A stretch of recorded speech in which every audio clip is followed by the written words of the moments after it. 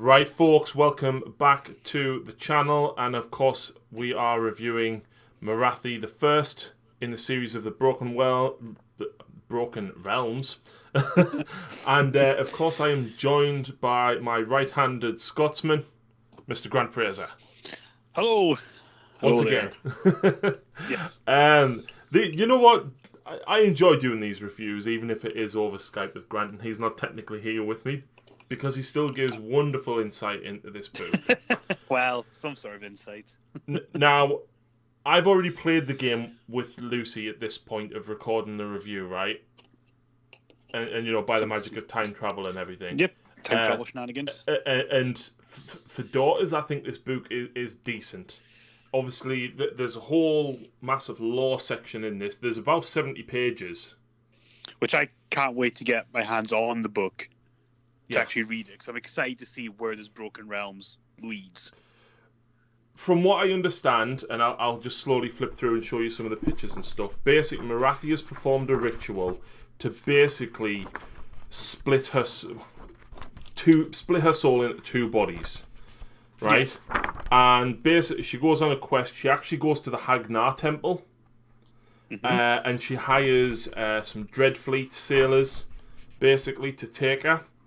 And the Idoneth and the Stormcast basically are trying to stop her, and she's trying to ascend to godhood because she's not technically a god. No, and it's quite good to see some interfaction rivalry, because obviously we have daughters and Idoneth both within Order, but they're not really good guys. No. So it's nice to get that point kind of driven home again. They're literally just, Order is just not chaos, basically. Yeah. Yeah, absolutely. You could almost argue they should be in destruction because they're out for their own good, but whilst they are out for their own good, they do care because they don't want chaos to take over. Yeah, that's it. So, yeah. So basically, Morathi is trying to ascend to godhood, and in doing so, she splits her soul essentially in two, and it's represented by the models both being in use in the game. Which is fantastic because it's always a toss-up. Do you want the spellcaster or do you want the damage dealer? Well, now you can have both. And so often that it would be a case of little Morathi would just be a placeholder until you got your turn and you'd make her big Morathi. Absolutely. Absolutely. But yeah, there's lots of mention in here about some of the cities of Sigmar and stuff as well. Misthavan is the city in question. Where basically the darker elf pirates or the scourge privateers of the old world, essentially. Yeah, so they're kind of on Morathi's side in the sense that she hires them to take it to Hagnar. Interesting point as well, Grant. The little bits that I have read about the ritual and stuff. Essentially, I don't even know what I was going to say now. Interesting bit about the ritual. Yeah, it's totally lost me. No, well. But, yeah. Oh, that was it. So, essentially, by becoming a god, by doing this ritual, her focus is so much on herself at the moment that the bonds that actually bind Slaanesh between Ulgu and... Is it Haish where he's held?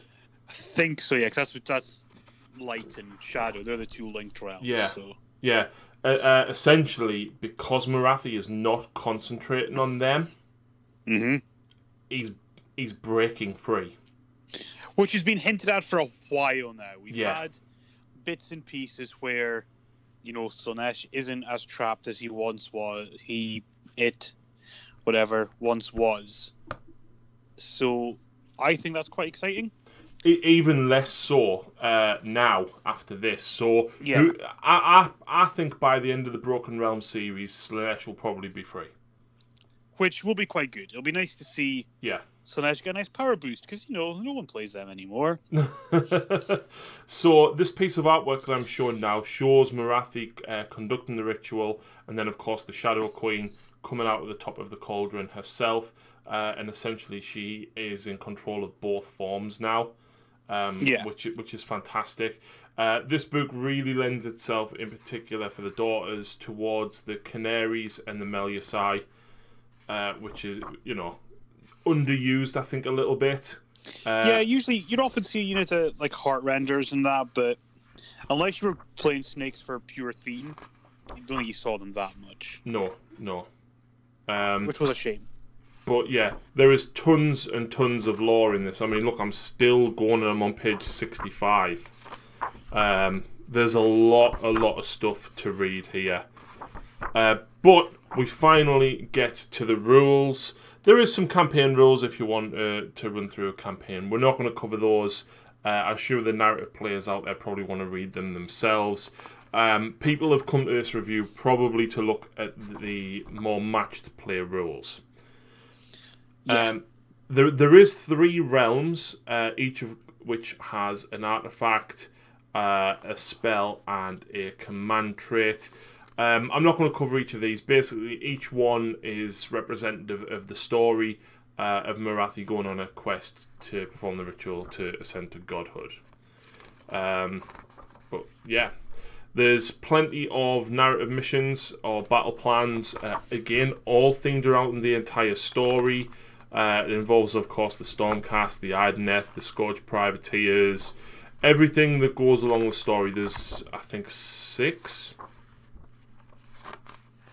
Yeah, there's 6 missions altogether. But then we've got the Battle Tome updates. Just so that people know, we've got updates to Daughters of Khaine, Cities of Sigmar, Stormcast Eternals, Idoneth Deepkin, and Slaves to Darkness. Yes. That's a lot. It's a fair chunk. But within each of them, there's not a massive amount. It's just nice little tweaks. If you're a 40k player and you think this book is on the scale of Psychic Awakening, I would say probably not quite. It's more like several White Dwarf articles pushed together. Yeah, it's not quite with the lore. Rewriting the armies that Psychic Awakening almost did in some cases and really buffing them. Yeah. So, to start off with, and this is one of my favourite things in here, is the new temple for the Daughters of Khaine, the Xanthar Kai. And it is centred and specifically quotes Canaries and Meliusai. So you add one to the bravery characteristic of Meliusai and Canary or Harpies. It's not great. It's okay. It means that you have to lose 4 of a 5 snake unit and then roll a 6 to lose 1. Yeah, so I mean, extra bravery is never a bad thing to have. Nope, absolutely not. But the thing that makes it decent, you can choose 1 additional hero in your army to have an artifact of power. Well, that's always good. You get a free relic, yeah, basically, which is quite good. So if you've got like your usual 1 battalion, you're going to get 3 relics. Exactly. It's probably going to cover most, if not all, of your characters. Exactly. The command ability is pretty cool. Power in the Blood. You can use this command ability once per phase when you pick a friendly Xanthar Kai Meliusai or Harpy unit to fight, and is wholly within 12 inches of, and it specifically says, Xanthar Kai hero. If you do so, add 1 to the attack characteristic of melee weapons used by the unit until the end of that phase. Yeah. Morathi can't use that. No. Because she does not have the keyword to use it. Which is a little bit of a shame. I was hoping that she would be able to benefit from each of the traits, but it's fine. She doesn't need it, in fairness. And the command trait, not the best, but the fact that you can pick an extra relic, that's probably a little bit better. At the end of the combat phase, roll a dice for each enemy unit within 3 of this general, and on a 5+, they suffer D3 mortal wounds. It's okay. It's not bad for finishing off a unit or... No. Taking a character down a little bit. It's, again, 3 mortal wounds. But not just that, and Lucy used this on her Bloodrack Shrine. That's got a monster base. You can easily tag 2 or 3 units. Of course, yeah, because each unit. So, yeah. Yep, yeah, absolutely. You're going to really spread those mortals out. So, whilst in itself this temple doesn't look amazing, with some of the changes to Morathi, it suddenly opens up a different playstyle, I think, for Daughters of Khaine. Mm-hmm. We've got 3 new War Scroll battalions. We've got the Viperic Guard, which has Morathi, 1 to 2 Bloodrack Medusa or Meliusai Iron Scales, which is the new character which will be out in Shadow and Pain. And then 2 to 3 Blood Sisters units or Blood Stalkers in any combination. It states that once per battle, a hero from this battalion can use a command ability without a command point being spent. Once per battle. Yeah, it's not. Really... It's not good. No, it's not.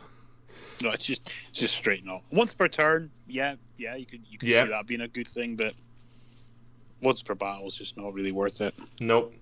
And then we've got the Skaith Coven, which is a Bloodrat Medusa or Meliusai Iron Scale. 1 to 4 Blood Sister units, 1 to 2 Stalkers, and 0 to 2 Canaries. Don't take Battle Shock.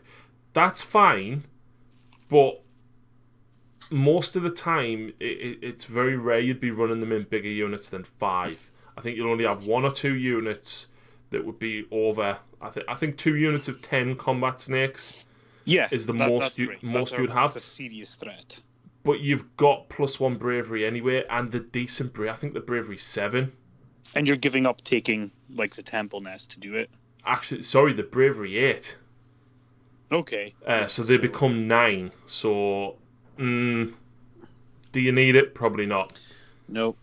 And then you've got the Shrine Brood, which is 2 Bloodrack Shrines, 2 Blood Sisters or Blood Stalkers in any combination, and 2 Canary Heartrenders. In your hero phase, you can pick any number of units from this battalion that are within 6 of the Bloodrack Shrine from the same battalion. 1 model from each unit you picked is slain, and you can heal 1 wound allocated to the shrine. For each Harpy model that was slain, you can heal 2 wounds for each Bloodrack. You can heal 2 wounds for each Meliusai that's slain. It's handy. Yeah. Bloodrack Shrines aren't amazing. They're better than just having the Medusa. Yeah. But they're not 100% needed.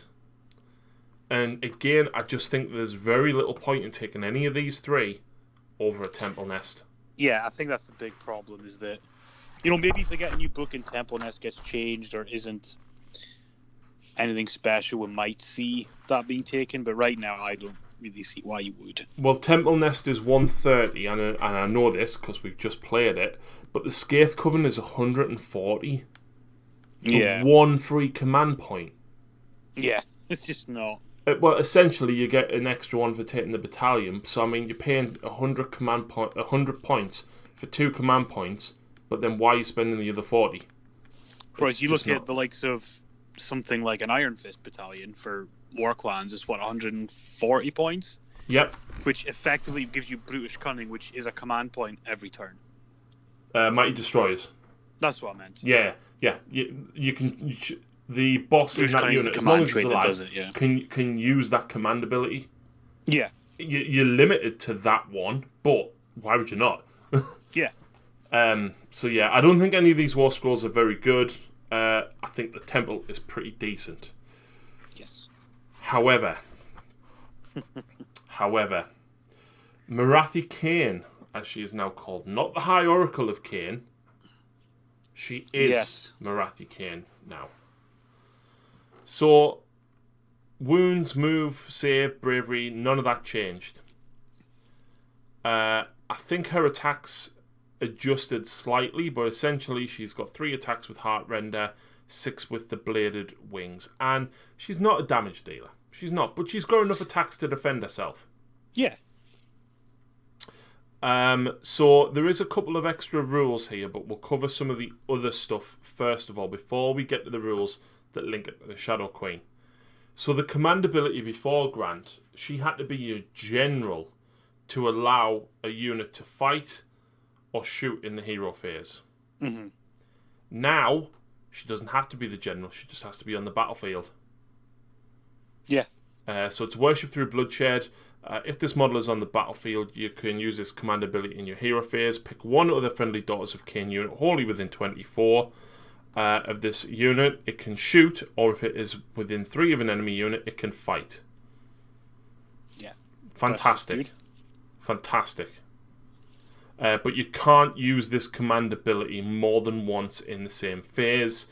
I'm looking at that very silly Idoneth King that triple stacks his. Yeah. Or Anvils, I think they can do theirs multiple times. I think it's on different units, but still. The fact that you can only use this command ability once in the phase, despite the fact that you might have 3 command points on turn 1 or whatever. Yeah, I'm 100% fine with all of that sort of things getting limited. Absolutely. Magic, Anzapul's Black Horror got changed to Black Horror of Ulgu. Does exactly the same thing.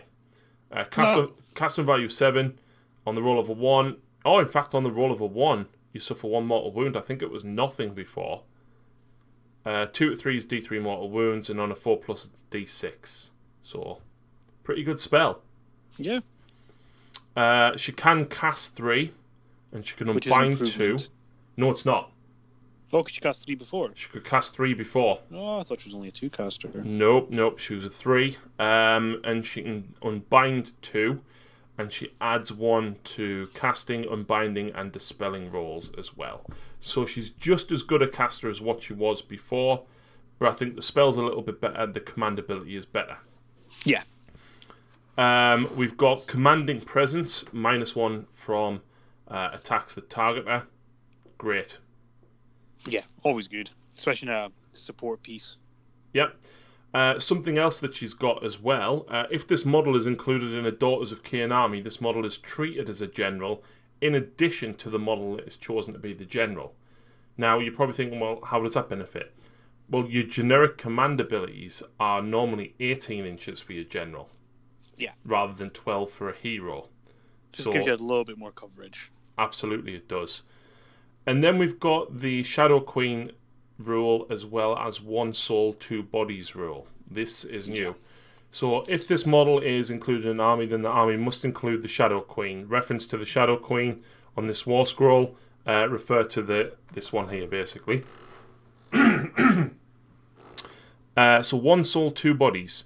If the Shadow Queen is on the battlefield, wounds and mortal wounds that would be allocated to this model are instead allocated to the Shadow Queen and have no effect on this model. Wounds and mortal wounds allocated to the Shadow Queen in this way cannot be negated. In addition, if the Shadow Queen is on the battlefield and an ability or spell would cause this model to be slain without any wounds being allocated, this model is not slain and 3 wounds are allocated to the Shadow Queen. If the Shadow Queen is slain after her model is removed from play, this model is also slain. So that's quite a lot of mouthful there. But yeah, basically, you can't wound this model. No, which is... It's really strange. Why she got 6 wounds? Yeah, that's the part that throws me. I don't know why they gave her a wounds characteristic if she can't actually be hurt. It should have just been a star and then put C below. Exactly. But whatever. Yeah, maybe there's some abilities that trigger off wound. I suppose you got to roll above a model's wounds characteristic for like dragon bites and stuff. So, and going into giant pants. Yeah, so they probably put it at 6 because if it was star, then you couldn't do it. Well, you can't anyway because it's 6. But yeah, it just kind of clears that up, I guess. So it's probably for that reason. But they've also made it so you can't slay her. Because that was one of her big weaknesses, was you could just outright kill it. Scarbrand could do it.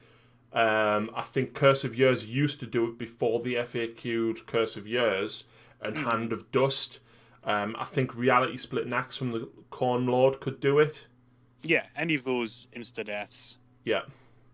So the fact that they've now basically gave her the Sons of Behemat rule and went, nope, you just take 3 wounds.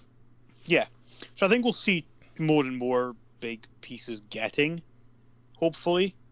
Yeah, I wouldn't be surprised if, like, you know, really big pieces, like maybe in the future we'll see like Alariel, Archeon. Yeah, that's what I'm thinking. Those Archeon, kind of people like that. Because like Gotrek has it as well. Does he?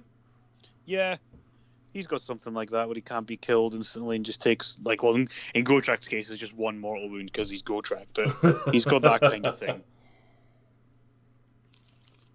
Yeah, So it's, that's quite powerful. yeah, I'm just wondering what sort of like tactical plays you could do that with her, because you could throw her into any kind of combat you want, just to hold up a unit. And this is exactly what Lucy did to me. Honestly, That's right? the first thing I thought of when I read that ability was throw her into something and it doesn't matter. It doesn't matter. She's got like 9 attacks. So like, she's going to do something while she's there. Wounds. If you're going to be taking damage on the other one, chuck her in anyway. Yeah, definitely. And that's exactly what she did. So, yeah, that is it for Morathi. Morathi-Khaine. The Shadow Queen, though. So this is the bigger model. And of course, you put both of these on the table. You don't have to deploy them together. They don't have to be within a certain range of each other or anything. Now, her actual war scroll, disregarding the special rules, changed a lot. So the damage output is, in my opinion, a lot more consistent and better. Yeah. So the gaze of the Shadow Queen, I can't remember if that's changed a lot, but it's 2s, 2s, -3, and D6. That is insane. Yeah. That's so good. Obviously, the D6 can fluff, but it's gonna hit. Yeah, absolutely. 2s and 2s, like it's absolutely. You've got Heartrender, which starts at 8 attacks as she's unwounded. 3s, 3s, -2 and 3 damage. I think that's the same. The Crown of Serpents is 2d6 attacks, 3s, 3s, no rend, 1 damage. But the Envenomed Tail is 1 attack, 3s, 3s, -2, and it used to be d6 damage. Mm-hmm. It now starts at 6. Just so good. And then it drops to 5, 4, 3, 2 as she takes damage. Yeah. So much better than d6. Yep, absolutely. Absolutely.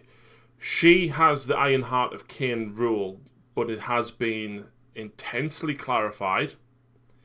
And the reason that Morathi-Khaine doesn't have it is because any wounds that are allocated to her are allocated to the Shadow Queen, so therefore you have to refer to her war scroll to then see what happens to the wounds that are allocated. Yeah. But no more than 3 wounds and or mortal wounds can be suffered by this model in the same turn. Once 3 wounds and or mortal wounds have been allocated to this model in the same turn, not counting any wounds that were negated, any further wounds and mortal wounds that would have been allocated to this model and are ignored and have no effect. So obviously you can still attempt to negate them with Fanatical Faith, but ultimately 3 suffered wounds is how much you can take. Which is what we had before. It is. Wounds and mortal wounds allocated to this model at the start of the battle round count towards the number of wounds allocated to this model in the first turn of the battle round. Yeah. So people used to do damage to her with mortals, with endless spells at the start of a battle round. Yeah. And because it wasn't in the turn, she would take the damage as well. So you could potentially... Yeah, because she existed before endless spells existed. Yeah. So it was never really a thing. Yeah. But obviously that wording gets around that now. Yeah. Which is really good. It's good if you're a Dark Artisan player. Maybe not so good if you're trying to kill her. Yeah. If the rule for an ability or spell would cause this model to be slain without any wounds being allocated, she takes 3 wounds, basically. If she takes them 3 wounds, no more can be allocated to her. Fantastic. Only thing is, wounds allocated to this model cannot be healed. No. So, Endless Life Swarm won't help you. No. Of course, she's got the 2 bodies, 1 soul rule. Again, if this model is on the battlefield, wounds and mortal wounds that will be allocated to Morathi-Khaine are instead allocated to the Shadow Queen and have no effect on Morathi-Khaine. In addition, if this model is on the battlefield and an ability or spell will cause Morathi-Khaine to be slain without any wounds being allocated, then Morathi-Khaine is not slain and 3 wounds are allocated to this model. If this model is slain after the model is removed from play, Morathi-Khaine is also slain. So they've doubled up on both the war scrolls to make it very, very clear. Yeah. And nobody should be able to abuse the wording on that. So, well, you killed that one, I'm leaving that one. Oh, someone will find a way. Oh, yeah, absolutely. Hopefully not, but... There'll be something. Absolutely. Of course, she's got fly when she's in her big form. This model cannot be a general, so she doesn't count as being your general, but she does have the hero keyword at least, so you can use the standard command traits within 12 of this model. But one of my favourite rule changes is Fury of the Shadow Queen. While this model is within 3 inches of enemy models, add 1 to the attack's characteristic of melee weapons used by friendly Canary Harpies and Melusai units wholly within 18 of this model. That's a big base. Yeah. And if she's in the middle of the board, yep, 18 inches right the way around her is it's big. Snakes I find snakes are pretty decent anyway, but giving them an extra attack on top, just simply for being near Morathi when she's in combat. And that Morathi's always going to want to be in combat. Oh, yeah, absolutely. Always, yeah. Absolutely. There's no reason not to chuck this at the biggest thing there. Yeah. Do you know what I mean? Like, chuck her and a unit of 10 or 15 snakes at something. It's going to mulch. And just straight away. Go with your snakes first and go, oh, you did 3 wounds to the Shadow Queen. Oh, okay. Yeah. Never mind. I'm still going to hit you with 7 Heartrender attacks.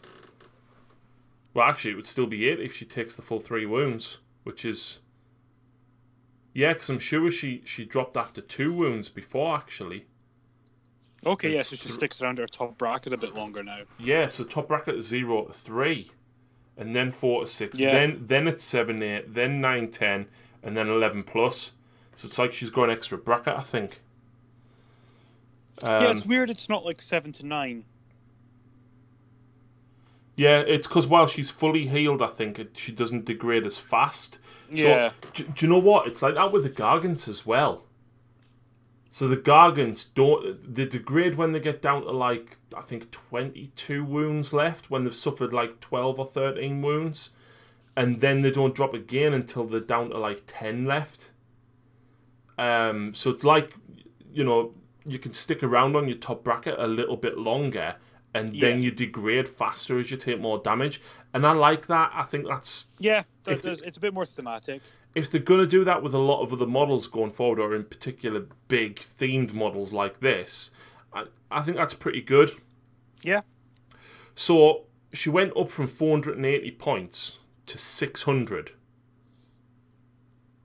Yeah, but you're effectively playing 120 points for a 2-cast wizard that can't be killed. 3-cast wizard. 3-cast wizard. Yes, exactly. The Shadow Queen lost the ability to be able to cast a spell. But you've got the 3-caster. Yeah. That can't be killed. Yeah. I think it's just a great upgrade. It's fantastic because she gives extra attacks out, her damage is more consistent, and they've clarified the fact that she can't take more than 3 wounds, and she can't be insta-killed. Yeah. For a 120 point increase. Yeah, it's a no-brainer. It's a great improvement to her. It's fantastic. I mean, realistically, right? She would kill a Gargant before the Gargant killed her. And I know she's more points than a Gargant, but obviously the Gargant's got 35 wounds. She'd probably kill Archaon. She would kill Alariel pretty easily. Thing is, it takes 4 rounds of combat to kill her. Nobody can survive that.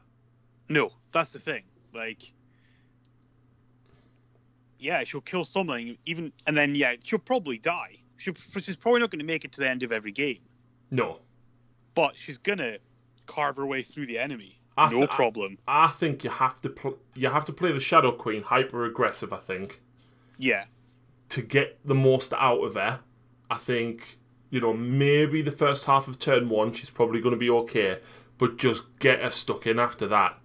Optimize what you're doing with Morathi-Khaine. Get the spells on your support units that'll be around the Shadow Queen, and I think you've got to play her a little bit like what I played Archaon in the Varangard, is just go to kill first. Yeah, you've got to kind of think of her as on a time limit. Yeah. Like, she is going to disappear. What can you do with her before she disappears? Absolutely. But then at the same time, if you can only do 3 wounds to a return, is your opponent really going to concentrate on her? Is he just going to go, you know what, she's there, I'm going to ignore the elephant in the room? Problem is, if you don't start putting wounds on her soon, you don't get rid of her in time. You don't get rid of her at all. Yeah, I mean... And she hurts. You've really got to get those wounds on early with some shooting or some magic and just try and keep the pressure up. If you can't do that... Yeah. Absolutely. So I think a fantastic change. And when I read this, I was so happy. And Lucy uses my daughter's a kid now. and I'm still happy about it. Yeah, it's like you say, you'd always be like, okay, here's a little Morathi, now it's my turn, now it's big Morathi. There's almost no point in little Morathi existing. Yeah. And now... Which is a shame because she was such a good spellcaster. Yeah. So, yeah, that's 30 minutes of us talking about Morathi. Yay! She is the title of the book. Oh, yeah, absolutely. And do you know what? Fantastic for 600 points. I really, really genuinely think 600 points is worth it for her. Yeah, I would agree. Absolutely. And to be honest, people never took her that much before. I think there's a valid reason to take her now. Yeah. Having both of them, and like I said, in particular, if you're running snakes, the Shadow Queen gives them extra attacks. Yeah, I mean, if you're doing a snake-themed army, she fits in anyway, but I think it's just almost a no-brainer to add her in. Absolutely. Just to buff everything. And she's a distraction. Like, she can't be ignored. Yeah. Yeah, absolutely. Moving on to the other stuff in the book, because believe it or not, there is other stuff in here. There was a couple of free cities as well. Mm-hmm. And I'm hoping that you read them. I did. I'm just scrolling through them. I want to like Cities of Sigmar, but I just don't. I'm not drawn to them. No, I'm exactly the same way. I like the idea of them, but I'm just sad that there's no new models for them. It is all just the old Warhammer Fantasy models. I've always said I would have loved to have seen what the Citizens of the Realms look like. Yeah. Maybe one day we'll see something like that. But for the moment, there's just not much drawing me to the cities book. Yeah, yeah. Of course, all the battalions in here are getting box sets that kind of tie into these battalions, I believe. Yeah. So, do you know what? I think this the Dark Elf one's not too bad. It's Crete's Shadow Host, and it does look really cool. The Sorceress on Black Dragon is a model that I've always fancied. Yeah, it's a really nice old fantasy dragon model. Yeah. You get a Dread Spear unit and a Dark Shard unit in this as well. I mean, that's one of the things with this, is that they are on the pricier side of these old models, the Dark Elf stuff. Mm-hmm. So getting a wee discount on them is quite nice. Yeah. With this box set. Yeah, absolutely. So Crete's Shadow Host. Crete, of course, is one of the characters from the lore, if you have read it. In your hero phase, if the sorceress from this battalion is on the battlefield, you can declare she will compel her minions to attack savagely. If you do so until your next hero phase, add 1 to the attack characteristic of weapons used by the Dread Spears and Dark Shards. But subtract 1 from save rolls for attacks that target these units. Yeah. If you know you're going to kill what you're attacking. Yep.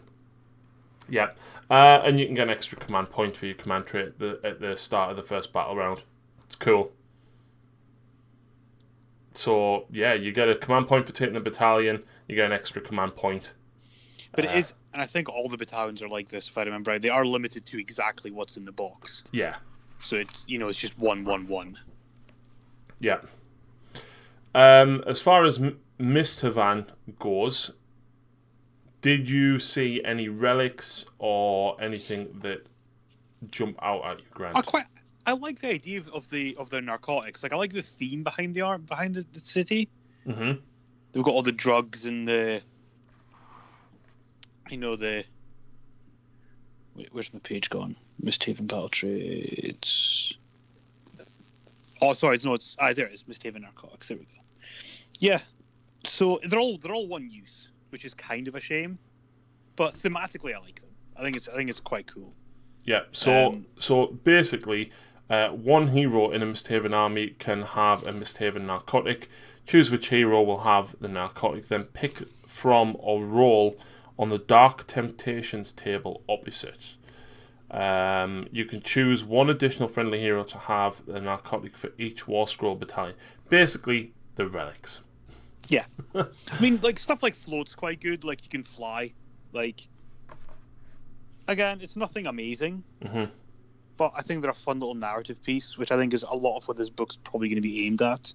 Yeah. Glatch Ink, add one to casting, dispelling and unbinding rolls. It's pretty cool. But the Misthaven battle traits are mainly aimed at Order Serpentis, Shadow Blades, and Scourge Privateers. And they can add in 1 in 4 Daughters of Khaine as well. Yeah, which is pretty cool. Yeah, so again, nice themed army. Yeah, it goes kind of back to the Cities of Sigmar. Cities themselves, where some of them could take 1 in 4 Sylvaneth units and 1 in 4 Stormcast units. So it's nice that they've kind of acknowledged that. I'll be honest, I don't think outside of narrative play or people who love their old school Dark Elves, I don't think you're going to see much of this. No, probably not. But we've got a second city, Harkuron. Do you want to take this one? Yeah, so in fact, that's one I was reading before. Misthaven can't take the 1 in 4. The 1 in 4 Daughters of Khaine. It's Harkuron that can do that. I was looking at the wrong page because I'm an idiot. Right. So yeah, these guys can take. They must be from Akshi, and they can take 1 in 4 Daughters of Khaine. And they have a special prayer. Yep, which is unmodified roll of 6. Attack scores 2 hits, but it doesn't have to be on a Daughters of Khaine unit. Yeah, but it needs to be a Daughters of Khaine priest that casts it. It could be on any unit. It's basically the same as Catechism of Murder out of the Daughters of Khaine book, but that only affects Daughters units, which is quite nice for the right combination, for the right unit and stuff like that. You can have Catechism on 1 unit and then this on a cities unit. Yeah. And then, yes, if you do so the command ability, pick a friendly unit within 12 of a friendly hero. 1 on the unit is slain, but you don't need to take battle attacks for friendly units within 18. Yeah, that's pretty cool. It's a bit like Bully in the First Degree from the Ogre book, isn't it? Mm-hmm. Apart from again, if you, it's at the start of the battle shock phase. If you look at your units and go, "Oh, I'm going to lose a lot of models here," I'm just gonna kill 1. Yeah. And then everything else is going to be fine. So it could come in clutch. Yeah, absolutely. I genuinely think that's really good. It reminds us of the old rules in 40k where the commissar used to shoot somebody in the squad and be like, "Nope, you're not running. Stay where you are." Yep. Or I'll shoot you. Again, there's nothing like amazing here. I've actually just looked at the spells again, and there's quite a few here which are very similar to the Daughters of Khaine spells. Like you've got the Withering, add 1 to wound rolls for attacks that target the unit, which is already in the Daughters of Khaine book. Pit of Shades as well, you roll 2d6, and if it's higher than the unit's move, they suffer a number of mortal wounds equal to the distance. In fact, are they all identical? I don't know where Lucy's put the Daughters of Khaine book. Oh, I don't know the Daughters of Khaine book, so I couldn't.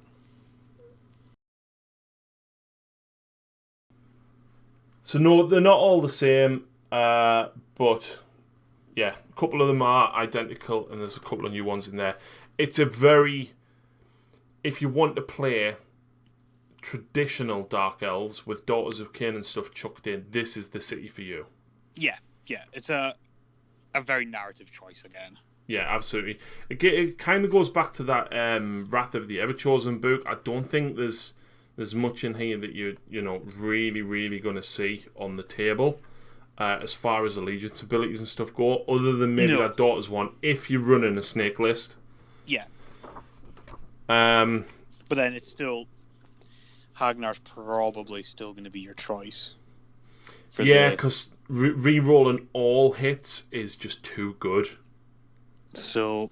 And then of course getting the 5-up Fanatical Faith instead, it's very, very good. Anyway, Stormcast Eternals. Yeah. A new Stormhost. Yay. Just update the book already. Oh, yeah. I mean, it's got to be coming with AOS 3 after this Broken Realms. Do you know that the second Space Marine Codex for 40k in 8th edition lasted a grand total of 10 months? That's terrible. Yeah, so that one came out in August 2019, and then I knew it wasn't around for long, but yeah, and then I thought it was a year. The new one, I think technically the new one came out in August, but obviously 9th edition dropped in June, I think, July. Mm-hmm. But yeah, it was less than a year. That's pretty shocking. And I know Stormcast got a bit of a bad rap for releasing sort of 3 consecutive, like straight off the belt, that were pretty close together. Yeah, AOS 1, they'd obviously... Their first book, then they had the Extremist Chamber book, then they had the one with all they had the actual battle tome with the Vanguard stuff in it, and then second edition. The new one, yeah. Yeah. But yeah, this Stormhost. If your army is a Stormkeep army, you can give it a Stormhost keyword. All Stormcast Eternal units gain that keyword. And you can give them the Celestial Sentinels. Add one to the bravery characteristics of friendly Stormcast Eternal units while they are wholly within 12 of any friendly Liberator units. Yeah, it's basically reverse cities in a way because of the Mortal Auxiliaries rule. Mm-hmm. Again, I'm sure there's things you can do because you can treat them so. Yeah, there is an ability. Where is it? You can take 1 in 4 units from cities of Sigmar. And they also benefit from the Stormcast Eternals. It says, pick a command ability from the Battle Tome Stormcast Eternals. You can treat those units as if they were Stormcast Eternals units. Yeah. So, yeah. It's not really enough, I think, to push Stormcast. No, absolutely not. Absolutely. And again, not. if it is, it's because you're using other units, which defeats the point of playing Stormcast. Yep. And unfortunately, the War Scroll battalions are equally as pants as the Daughters of Khaine ones. Yeah. Wardens of the Stormkeep, you've got Lord Celestin, 2 to 5 Stormcast Eternal Heroes. At the start of your first hero phase, roll 1 dice for each hero. Add 3 to the roll if the hero being rolled for is your general. And on a 5+, you receive 1 command point. Well, it's random, so why would you want to? Yeah, it's a potential chance to front load on a lot of command points, but not a great chance. Nope. But I guess in a meta now where we don't have access to the Aether Quartz brooch to bring your CPs back, maybe stuff like this has a place now. I don't know. I wouldn't have thought so, but it's an option. It is. I mean, you could combine it with the Tempest Lords, who do have the 5-up bring back, and their general gains 1 on a 4+ anyway. So you could have a Stormcast build generating a lot of CP. But I'm just not sure. What are you going to spend it on? Well, that's it. Unless you're Anvils, you don't really need the CP. So, yeah. Yeah. The Storm Tower Garrison and the Stonekeep Patrol, I'm not even going to go over them. Something I do want to go over, though, is not these larger battalions either. But again, this one in particular, the one with the Lord Veritant, the Gryph-hounds, the Judicators and the Castigators, that is also available in a box set. Idoneth, Grant. Yes, this is the big one. Well, no, Morathi's the big one. This is the next. This is definitely in position 2 in this book. Yeah, so definitely. Obviously Idoneth and Daughters were wrote with 2nd edition in mind, but they were not 2nd edition battle tomes. Yes. Idoneth have finally got mount traits. Yeah. So nice. A Leviathan can take a mount trait. Anything that gets me to see more turtles on the table, I am happy with. And of course, a hero on a deep mare can take one as well. There's only 3 for each one, which I think is sufficient. Yeah, because you're not going to need that many. No. So if you roll a 6 with the horn, with the deep mare, it does D6 mortal wounds instead of D3. You can add 1 to its attack characteristic or subtract 1 from hit rolls by enemy models whilst they're within 3. That one's quite good. The Leviathan mount trait, if a weapon used for an attack that targets this model has a Ren characteristic of -1, ignore it. Basically treat it as Ren 0. That's decent. Yep. Denizen of the Darkest Depths, add 1 to the number of mortal wounds inflicted on each enemy unit with the Crushing Charge. And Reverberating Carapace, increase the range of this model's Void Drum ability from 12 to 15. Which is very nice. So Sharks changed, and the Leviathan got an updated War Scroll. Yeah. So I didn't know too much about what these guys did before. So I'm going to let you cover these. So the Sharks got better. There's no real other way to put it. I think, if I remember right, I'm trying to switch back to see the old scroll as well. They now have more bite attacks, but they do slightly less damage per attack. So they've now got 3 bite attacks, but it does 2 damage. Yeah, they used to have 1 bite attack that did 3. I would take 3 attacks to do 2 any day. Yeah, because when you charge, you get an extra one. Yep. Oh, no, sorry, not when you charge. It's when you are within 3 inches of any enemy that's already got wounds allocated to them. Ah, right, okay. But then you've got some shooting attacks to pepper a few wounds into a unit, charge in. Yep. And you're going to get 4 attacks, which is, great. They lost the fin attacks. Mm-hmm. That's kind of the big thing that they lost. Because they used to have 4 attacks, 3 and 3, -1 damage. And now they've kind of put them in with the barbed hooks and blades. Yeah, so 6 attacks total, 3's 3's, no rend, 1 damage. I think, though, the harpoon launcher gained rend, which is nice, and an extra attack. Cool. The entangled rule as well, so you can't make pylons if you hit them with the net. Yeah, which is pretty tasty. Absolutely, because then you just tag the end of the unit and say, I'm going to attack you now, and you're going to get like 2 models attacking me back. Exactly. Yeah, it's cool. Is this enough to make Sharks be seen on the table? Well, up here there's lots of Sharks on the table. There's a gentleman by the name of Andrew Stephen who runs a pure Shark list. All right. I think it was about 18 Sharks or something, 14 Sharks, something absolutely bonkers like that. And he was doing pretty well. I can't wait to see what his list is like now with these new upgraded Sharks. How many points were the Sharks? I think they've gone up by like 10 or something. So they are now 110 points each. Yeah, it used to be 100. Right, fair enough. I'll take the 10-point upgrade to make their draws that bit more reliable. Yeah. So that's a nice change. We've got the 2 Eidolons next. Yeah, these were ones that I never have seen these on the table, and it's a real shame because the models are stunning. They're probably some of the best models that GW have ever put out, but you just never saw them because all you see is eels. But it is what it is. Now what?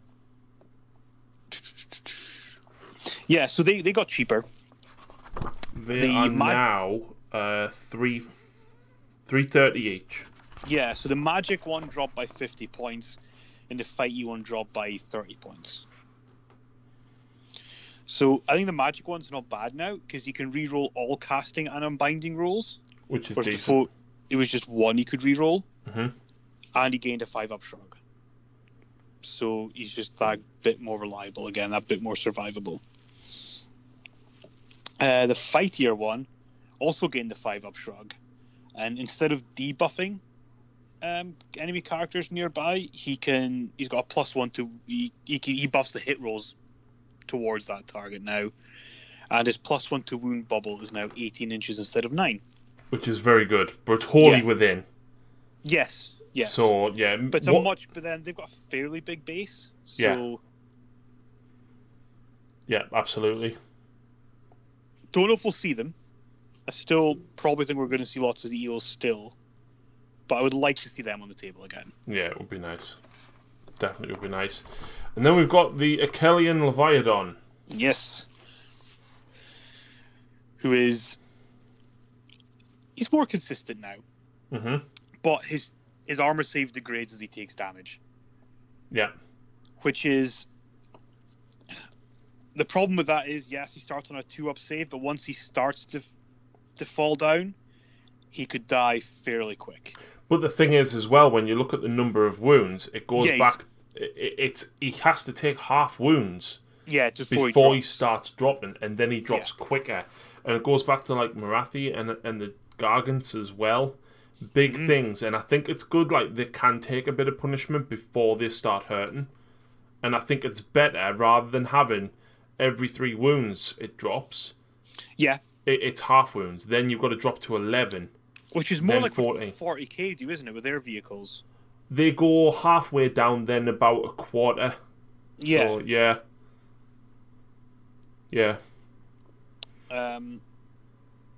The big thing is one of the big things. The Void Drum ability used to give cover. Yep. Now it gives +1 save to units within 12, and you can add one to hit rolls by friendly Namarti units, which is like your thralls and stuff like that. And was the Namarti thing never there before? I don't think it was. So again, they're encouraging you to use other units. But the great thing, again, this is going to be using eels, so I'm sorry to bring this up, but with the +1 to save, if you have a charging unit of the which eels is it? Is it the Morsar? Because there's 2 eels, one of which this works for. No, it's the Achelian eels. They have a 4+ save that can't be affected by rend. Right. But when they charge, they get a 3+ save. If they're in range of that turtle, they have a 2-up unrendable just save. leave. Which is pretty disgusting. And how many points is the Leviathan now? 340. And he used to be 310. So he's gone up a wee bit. But it takes longer for him to degrade. Yep. And his damage is more consistent. Yeah. Do you think this might make people think about it? I think we'll... Again, there was always some people that took them. And I think you'll still see those people. Will it make the eel players switch to them? I don't know. But that 2-up save, that's going to take a while to chew through. Yeah. Especially when he's got 8 wounds on it as well. But when he's putting that 2-wound save out onto eel units as well. But hang on. That can't be rendered. I'd want to save rolls for attacks of target Idoneth Deepkin units. They'd have a wounds characteristic of 8 or less. I was going to say, does he give it himself? No, he doesn't give it to himself. They have caught that. Yeah, that would be... But still, doesn't one of the tides count you as being in cover? Possibly. That does seem like it sounds like something it does. So even then, you could have potentially 11 wounds on a 2-up. And don't forget, you can take the mount trait that ignore -1 rend. Yep, super tanky. Like, there's a lot of stuff with -1. So, yeah, I think he'd probably be tempted to take the Void Drum boosting trait to 15 inches. Yeah, it's because again, nice big base, nice big range. You're gonna get the most out of it. Yeah. Yep, and then we've got the battalion, the Bloodsurf Hunt, which again is a box set, so you get an Achelian King and 2 Alapexes. Add 1 to hit rolls for attacks made with barbed hooks and blades, whilst the wholly within 12 of the King. and on a 2+, he can pass wounds off to the sharks. It's cool. Yeah, it's good to keep the king alive. That's Yeah. about odds for. The +1 hit with the barbed is nothing special. No. But passing the wounds off is handy to keep him alive till you can buff him up and do that 1 turn of extra damage. Absolutely.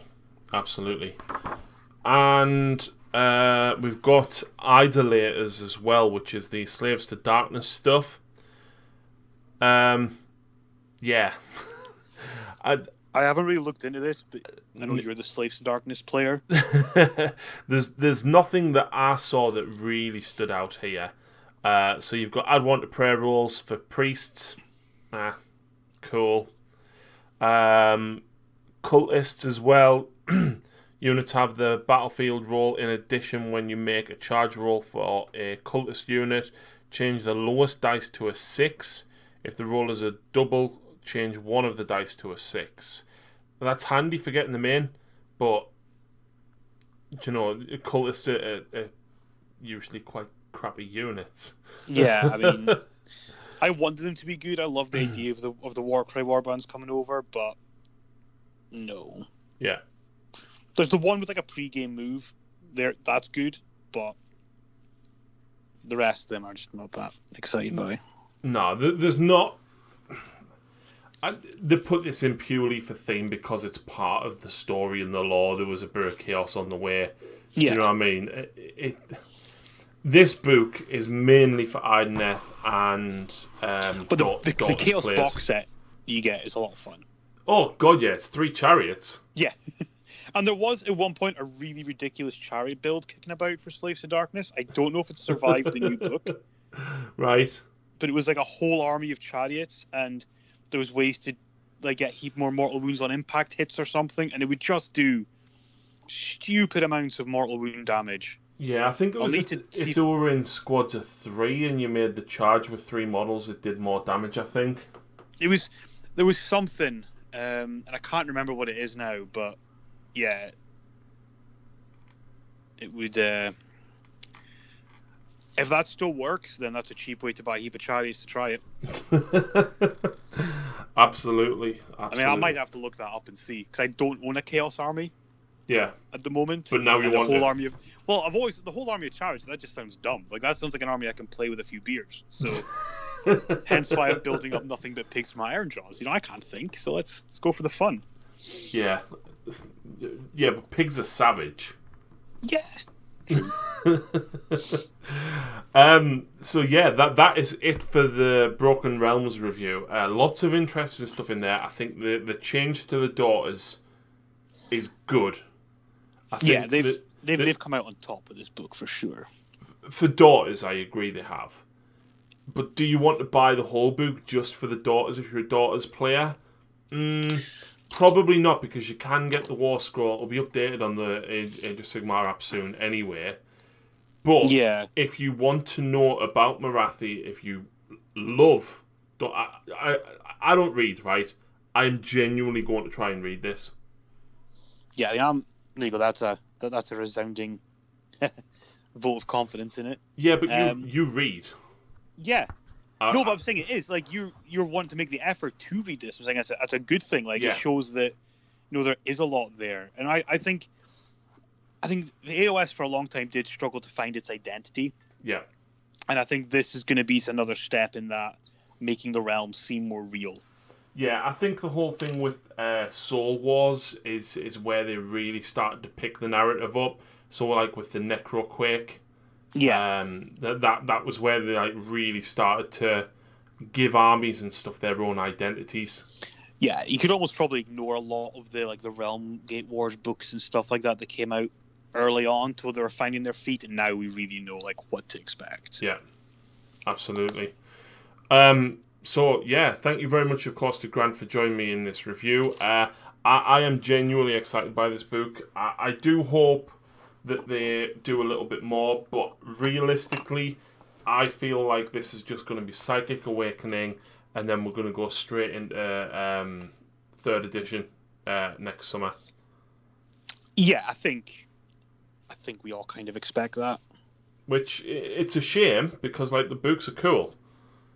But Yeah, but I think they are mainly a narrative book, and the narrative's always going to be there. yeah, Like,